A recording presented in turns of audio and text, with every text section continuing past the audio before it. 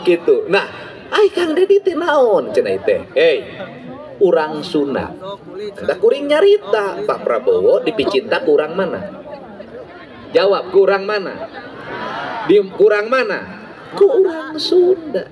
Sabab Pak Prabowo nyunda rasa jeung cintana, cicing nage di hambala, spirit nage spirit nage mau tadi nyaritakeun naon? Ai lagu tadi teh nyaritakeun pengembaraan seorang kesatria. Penggembaraan anak kumaha tadi kan ai nyaritakeun kesatria terusir dari tempat tinggalnya, terusir dari kesatuannya, pergi dia keluar. Semua teman-temannya meninggalkan kecuali yang setia. Orang yang mendekat kemudian menjauh. Tetapi kesatria itu dia tetap ingin kembali. Dan peristiwa itu hanya dialami oleh 2 orang manusia Indonesia yang hebat. Siapa itu? Baharudin Yusuf Habibie ketika di Jerman, dia memilih balik ke Indonesia dibanding menjadi warga negara Jerman. Dan apa yang terjadi di negeri ini? Di negerinya dia dihina oleh orang-orang yang menjadi antek-antek negara asing. Dihina, dicaci maki, sidang umum MPR, sidang istimewanya dikeprokin, dihuhuhu. Padahal dia menurunkan angka dolar dari 16.000 ke 8.000. Sejarah mencatat dia bisa merubah keadaan kapal yang hampir retak kemudian bisa melewati samudra yang luas dan menuju pulau. Terangkat oleh apa Pak Habibie? Oleh film namanya Rudy Habibie. Karya siapa? Harnung. Jadi Pak Habibie kemudian citranya menjadi sangat baik, dicintai oleh rakyat. Ya karena apa? Karena karya seni, bukan oleh politisi. Tapi kaharita ibu-ibu hayang boga salaki siga Habibie. Pak, tolong dong, Bapak teh kayak Pak Habibie. Dijawab bisa laki nate siaga kudu siga Ainun. Bener tak?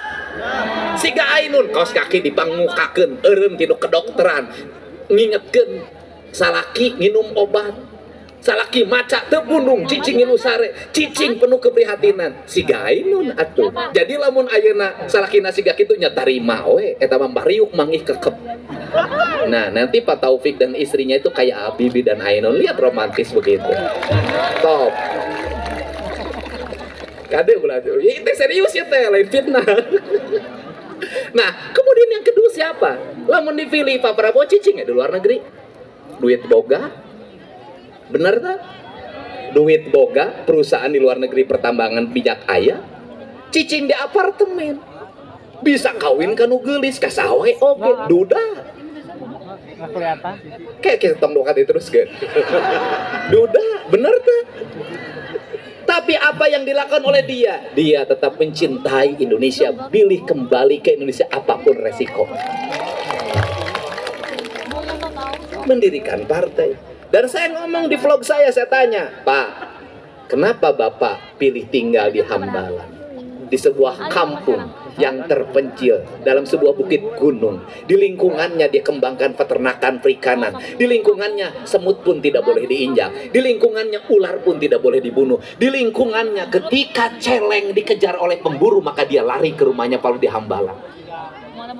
Pertanyaannya adalah, orang yang setiap hari ngomong rakyat, membela rakyat kecil, ada enggak yang hidup di tengah perkampungan? Tidak ada. Ada Pak Taufik. Yang lainnya tinggal di Jakarta, rumahnya dijaga, atau tinggal di apartemen. Dia memilih di situ dan milih di situ dalam keadaan sendiri dan dalam kesendirian. Saya katakan, orang sendiri dan dalam kesendirian maka otaknya akan bisa melihat masa depan. Kenapa? Tidur-tidurnya tidak terganggu, renungannya tidak pernah dia ada yang mencolek sedikit pun. Fokusnya hanya satu, negara, rakyat, negara, rakyat.